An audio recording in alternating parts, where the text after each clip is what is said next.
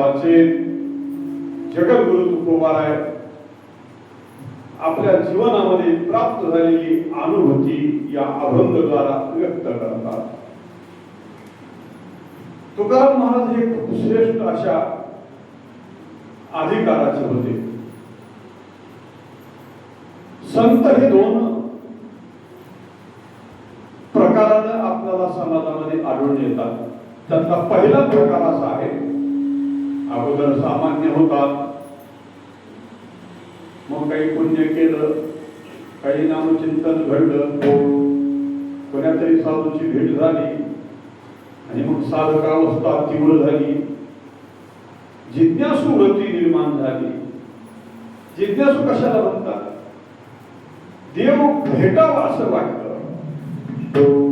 अशी एक अवस्था असते की त्या अवस्थेमध्ये संसाराचं नश्वरत्व कळालेलं आहे आणि परमात्मा सत्य आहे हे कळाले, अशी एक अवस्था.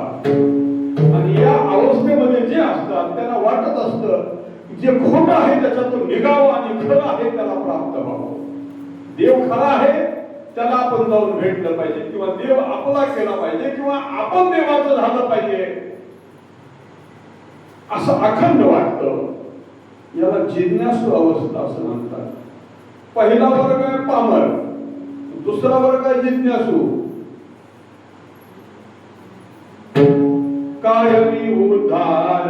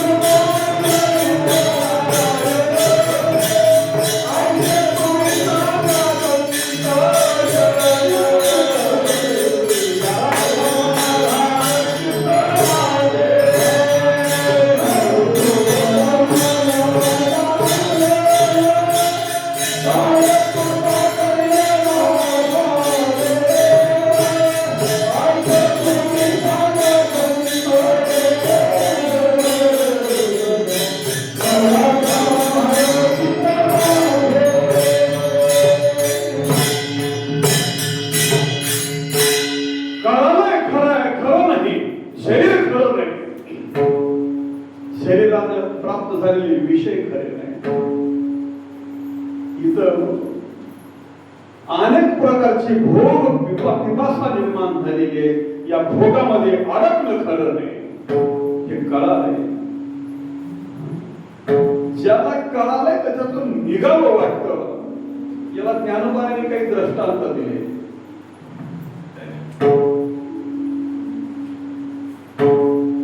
एखादा माणूस जेवायला बसलाय, 2 दिवसाचा 4 दिवसाचा उपवासी आहे, आणि जेवायला बसल्यानंतर आता घास म्हणून तोंडात घालणार.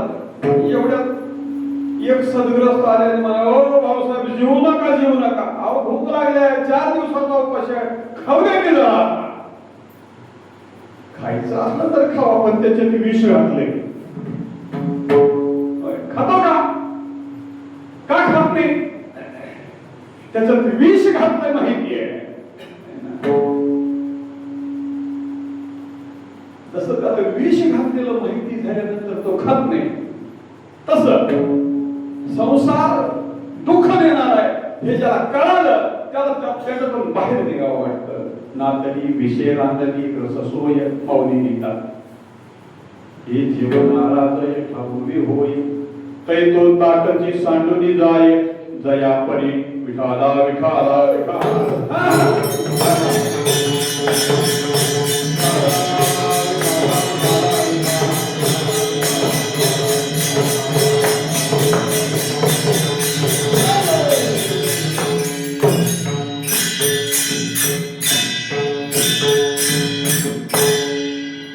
एक विहीर आहे चांगली बांधलेले चौकरून सजवले माळा आहे आणि चौकरून टाकलेले आहे आणि तिथं माणूस गेला आणि त्याला लय पोहायचा नाद होता म्हणून उडी टाकण्यासाठी ते विहिरीच्या काठावर गेला.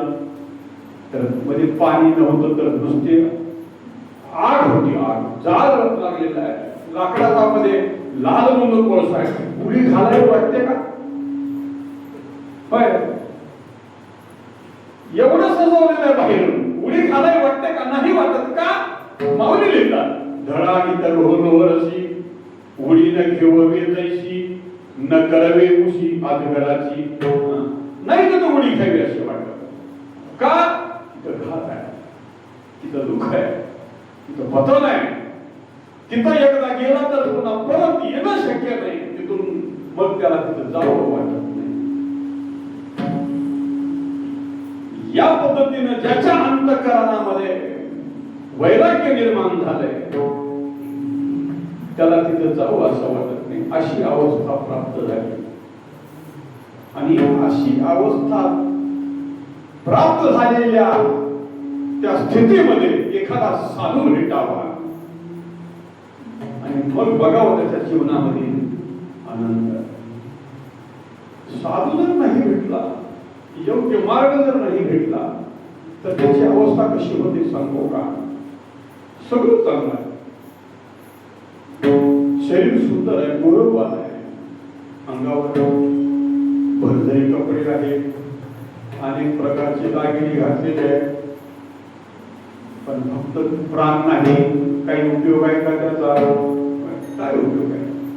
त्वचा सुंदर आणि तारुण्य वरी देई आहे वरी साने प्राणे ये कली देवी विठाला विठाला विठाला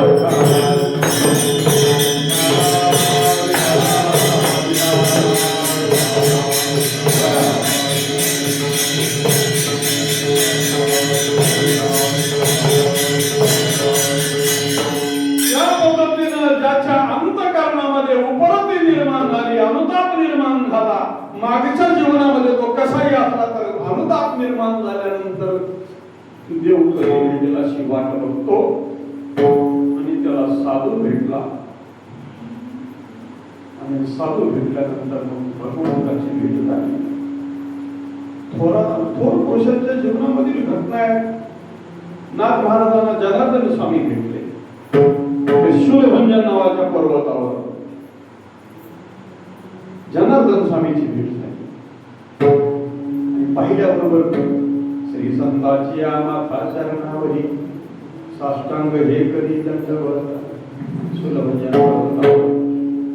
आणि मग त्या स्वामींच्या लक्षात आलं की हा योग्य अधिकारी आहे.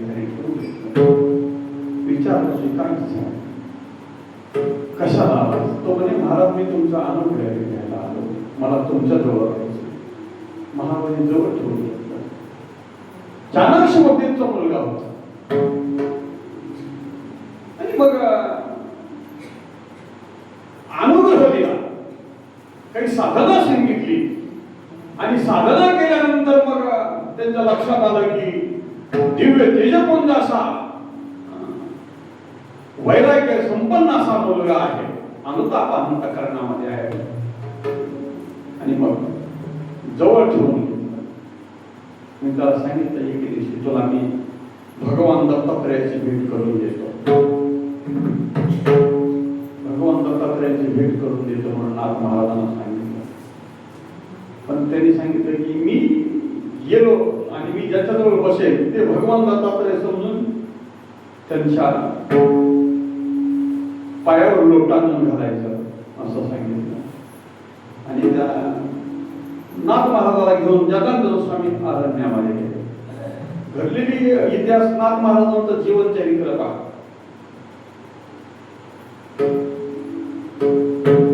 रानामध्ये फिरत असताना तिकडून एक फकीर आला, फकीर मलंग आला, मलंग अंगावर गदर कपडे सगळे वास यायला त्याचा. बघितलं तर वखारी माणसाला असा आणि त्यांच्यासोबत एक कुत्री होती.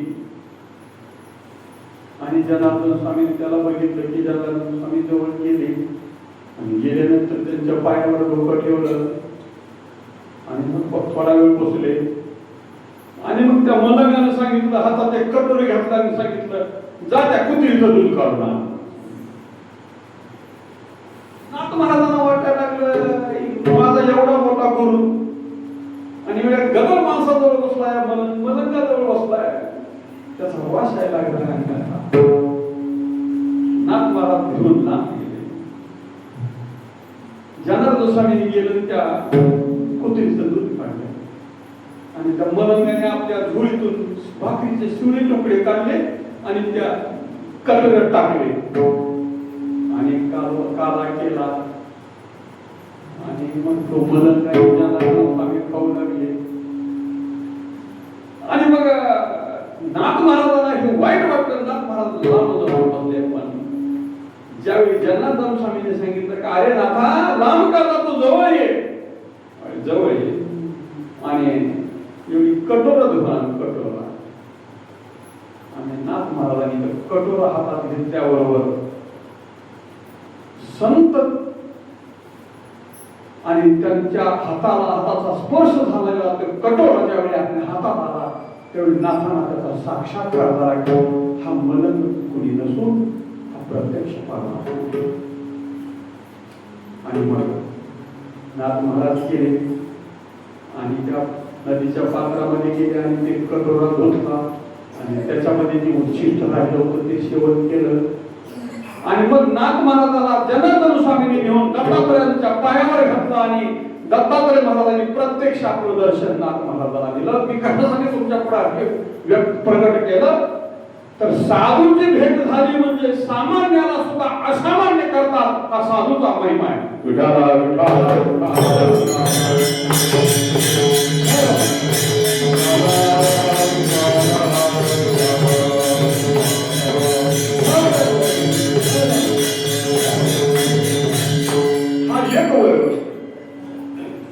साधूची भेट झाल्यानं सामान्य होता तो श्रेष्ठ होतो. कितीतरी पुरावे देता येईल. वाद्यापोळ्याला नारद महर्षी भेटले. ब्रह्महत्याराशी पातकी अपार वाल्मिक किंकर वंदे केला, तुकाराम महाराज लिहितात. हे तर सोडा, अजून एक खूप मोठ्याचा जीवनात घडलेली घटना सांगतो. तो हिरण्यकश्यपूने कायदा केला होता की माझ्या राज्यामध्ये देवाचं नाव कोणी घ्यायचं नाही आणि जर देवाचं नाव घेतलं तर त्याला फाशीवर चढवलं जाईल असा नियम काढला, कायदा केला होता. कायदा लय अवघड असते हो. आपलं बरं आहे, मजा आहे, गुजगुल्याच आहे सगळ्या. उद्या जर कायदा केला त्याच्या सगळ्यात माळ आहे त्याला 5 वर्षाची शिक्षा केली जाईल असा उद्या कायदा निघणार नाही. पण झाला काय झालं, जसं नोटाबंदीचा कायदा रात्री 9 आला की नाही, तसा समजा आज संध्याकाळी तरी कायदा लागू झाला की ज्याच्या त्याच्या गळ्यात मारा त्याला 5 वर्षाची शिक्षा. उद्या संध्याकाळपर्यंत किती जणांच्या गळ्यात मार राहील? होय, किती जणांच्या गळ्यात मार राहील? एखाद्या ज्याच्या राहील तो खरा आहे काय. पण त्या हिरण्यकश्यपूच्या राज्यामध्ये कायदा होता, नाव घेऊन देवाचे विरोध हिरण्यकश्यपूचे, त्याला कोणाचं कुणीच देवाचं नाव घेत नाही असं कायदा काढला. आणि फिरत फिरत नारद महर्षी घरी आले. नारद महर्षीला कुणी अडवत नव्हतं. हिरण्यकश्यपूच्या राज्यामध्ये जप करायचा असला तर नारायण नारायण नाही करायचा, कृष्ण कृष्ण हरी हरी राम असा नाही जप करायचा. मग काय करायचा? हिरण्यकश्यपू हिरण्यकश्यपू हिरण्यकश्यप असा काय झालं. रामायण काढून बघा, नाथ महाराजांनी भारी लिहिले ते सगळे, महाभारत रामायणामध्ये आलेला भाग आहे. आणि मग तो हिरण्यकश्यप एके दिवशी बाहेर गेलेला आहे, नारद महर्षी आले. तिही त्रिभुवनी गमन नारदा, हाती विना सदा मुखे नाम नारायण नारायण नारायण नामाचा उच्चार करत करत आलेले आहे. आणि मग नारद महर्षी घरी आले तर नारद महर्षीचा मुखामध्ये देवाचं नाव असून सुद्धा हिरण्यकश्यपूच्या घरी त्यांची पूजा केली. कोणी नव्हतं घरी. हिरण्यकश्यपूची राणी बायको त्याची, तिचं नाव कयादू होतं आणि तिनं नारद महर्षींची बसवून पूजा केली. आसनावर बसवलं आणि मग नारद महर्षी थोडा वेळ बसले. थांबत नव्हते नारद महाराज, पण थोडा वेळ बसले आणि बसले आणि नारद महाराजांनी मुखानं नामस्मरण करू लागले आणि करत असलेल्या नामाच्या उच्चाराचा प्रभाव त्या कयादूच्या पोटामध्ये गर्भ वाढत होता. त्यानं तो ऐकला आणि त्याचा परिणाम त्याच्यावर झाला. नाथ महाराज काय लिहितात बघा, ऐकोनी नारदाच्या गोष्टी, जेणे गर्भीच मदशी घातली मिठी, तो जन्मला कयादूचे पोटी, भक्त जगजेटी प्रल्हाद विठाला विठाला विठाला.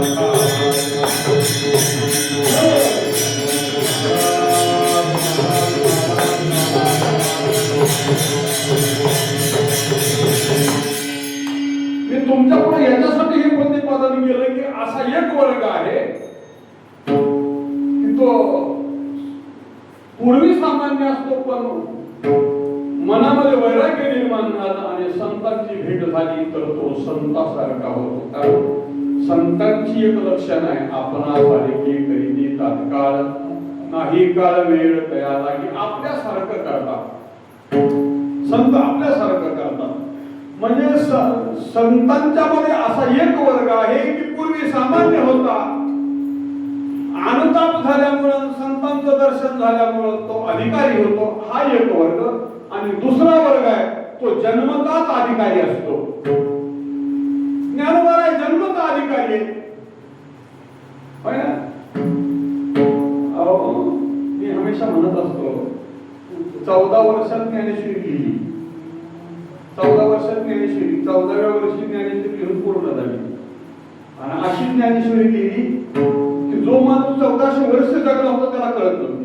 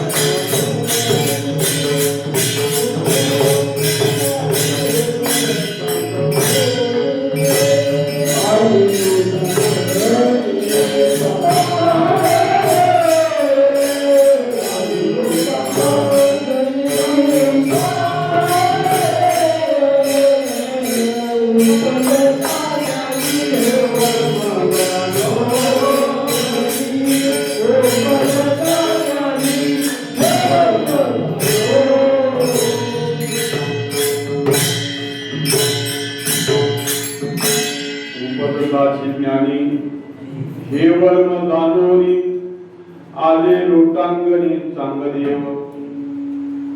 कमाल आहे ना. 1400 वर्ष जगलेला माणूस मृत्यू लोकामध्ये कलियुगात फक्त 100 वर्ष जगता येतं. 100च्या वर जगता येते का? 100च्या पुढे नाही. शतवर्षाची गणना आहे. 100 वर्षाचा चांगदेव महाराज कलियुगातले होते, होय ना? चांगदेव महाराज कलियुगात होते एवढं तर मान्य आहे सगळ्याला. कलियुगातले चांगदेव महाराज आणि 14व्या काळाला परत केलं. 1400 वर्ष जगला पद्धत. आपण तर जगला 1400 वर्ष, पण 1400 वर्षात जेवढी पिलेली पुढे येऊन आणून टाकली होती तेवढी उठली. हा फेकून नुसतं काट्याचं औषध द्यायला आलं तर माणसाचं ताट होते. पटत का नाही? ताट नुसतं काट्याचं औषध द्यायला आलं तर मर्जीतो दुसऱ्याला सांगत नाही. होय ना? 1400 वर्ष जगले आणि 1400 वर्षात मेलेले पुढे आणून जेवढे टाकले तेवढे उठविले. आणि एवढा अधिकार होता, पण मन सुद्धा किती नाजूक होतं बघा. उठतात सुटतात. 1400 वर्ष जगला पण कोरा राहायला म्हणतात. त्यांच्या जिभेला हात नाही म्हणतो मी. अहो सामान्य नव्हता अधिकार त्यांचा. मला सांगा, मी तुमच्या पुढे मुद्दा स्पष्ट करतो. ज्ञानोबारायांनी रेडा बोलवलं ते कळालं. त्यांच्याकडे हजारो शिष्य होते. कोणाकडे? चांगदेव महाराज. प्रसाद ठेवतो बरं का.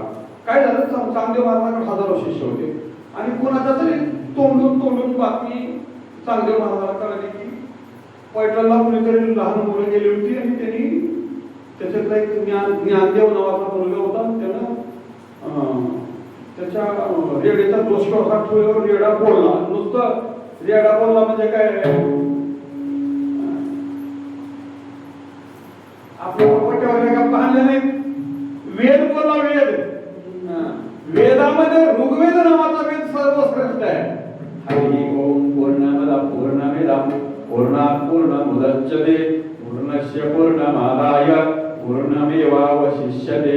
विठाला विठाला विठाला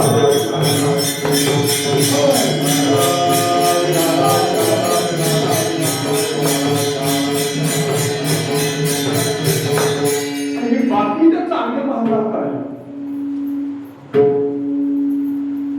कळल्यानंतर मग त्यांना भेटायची इच्छा निर्माण झाली. चौकशी करायला विचारलं तर शिष्य म्हणू लागले, काय खरं असते म्हणजे तुम्ही कुणाचं वेळ ऐकत काय म्हणावं येतो महाराज. तुमच्यासारख्या मोठ्या माणसानं आपल्या चालत लक्ष द्यायचं नसतं असं कोण म्हणतंय? चांगदेव महाराजाचे शिष्य. चांगदेव म्हणले, ज्या अर्थी मला कानावर बातमी कळाली तेव्हा खरी का खोटी बघायची म्हणून ते पैठणला शिष्य पाठवला आणि तिथल्या ब्राह्मणाला विचारून येऊन सांगितलं. तर त्या ब्राह्मणाने पत्र दिलं चांगदेव महाराज. हो बरोबर आहे, 4 मुलं आली होती, खूप अधिकारी आहे आणि त्या ज्ञानदेव नावाच्या मुलानं रेड्याच्या डोक्यावर हात ठेवला तर रेडा वेद बोलू लागला. आणि मग चांगदेव महाराजाच्या मनामध्ये इच्छा निर्माण झाली की त्यांना भेटायचं. एवढ्या मोठ्या माणसाला वेद शिकायचं म्हणलं तर जन्माच्या जन्म गेले तर त्याच्या रुचक व्यवस्थित म्हणता येत नाही. आणि रेडा म्हणतो ज्यांनी हात ठेवल्यावर किती मोठा अधिकार असेल आणि एवढ्या मोठ्या अधिकारी व्यक्तीला भेटायचं म्हणजे असं कसं भेटावं म्हणून त्यांना अगोदर पत्र लिहावं म्हणून पत्र लिहायला निघाले. बरोबर आहे, पत्र लिहायला निघाले. आणि पत्र ज्यावेळी लिहायला सुरुवात केली त्यावेळी सुरुवात काय करायची याच्यात संभ्रम पडला. आणि सुरुवात करता आली म्हणून मध्ये बी काही लिहिलं नाही आणि मध्ये बी काही लिहिलं नाही म्हणजे शेवटी बी काही केलं नाही. आणि तसं कोरं पान शिष्याजवळ दिलं. होय ना? बरोबर आहे. मला तुमच्या पुढं बाकीचा इतिहास कथा भाग सोडा, मला त्याचा मुद्दा तुमच्या पुढे असा ठेवायचा आहे की जो माणूस 1400 वर्ष जगतो, जो माणूस मेलेली माणसं उठवितो, त्या माणसानं जर लिहिताना काही चुकीचं लिहिलं असतं कोण विचारायला गेला? मुद्दा बरोबर आहे का? मला चांगदेव महाराजाला विचारायची हिंमत कोण केली असते त्यावेळेस सुद्धा? कोणीच केलं नसते ना. तरी सुद्धा आपल्या हातून चुकीचं बोलणं जाऊ नये, चुकीचा शब्द बाहेर पडू नये आणि माझ्या हातानं लिहिलेल्या लेखणीमध्ये चुकीचा संदेश थोर माणसाकडे जाणं चांगलं नाही म्हणून चुकीचं काही लिहिलं नाही आणि कोरा कागद पाठवला. कोरा कागद पाठवला. बरोबर आहे ना? कोरा कागद पाठवला. आता एवढं कोरा कागद पाठवला, कोरा कागद त्यांच्या हातात गेल्यावर त्या कोऱ्या कागदाला ज्यानं पाठवलेलं आहे त्याला काय म्हणायचंय ते ज्यांना कळतं आणि त्या कोऱ्या कागदाचं उत्तर 65 ओळीत लिहून दिलं जातं त्याला ज्ञानेश्वर महाराज म्हणतात. विठाला विठा विठा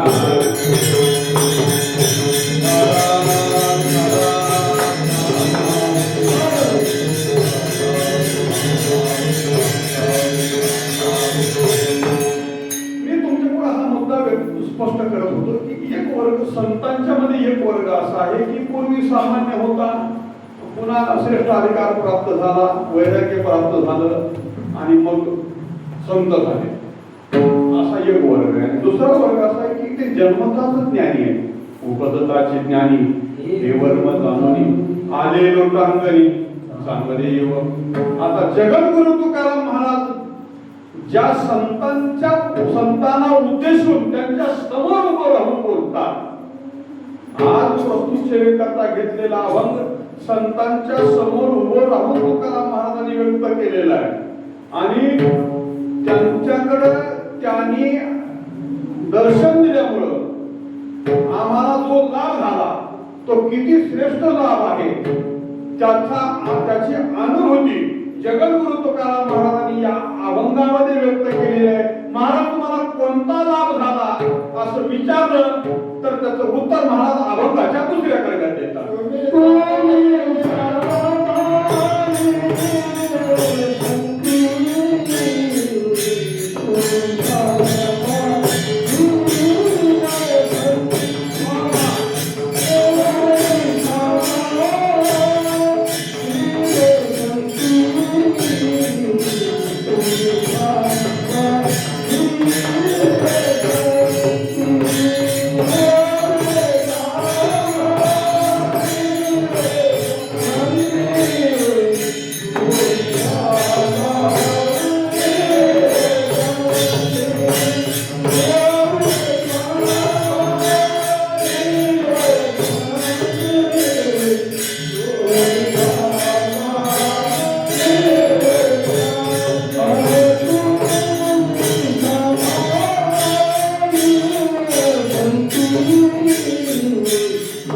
Oh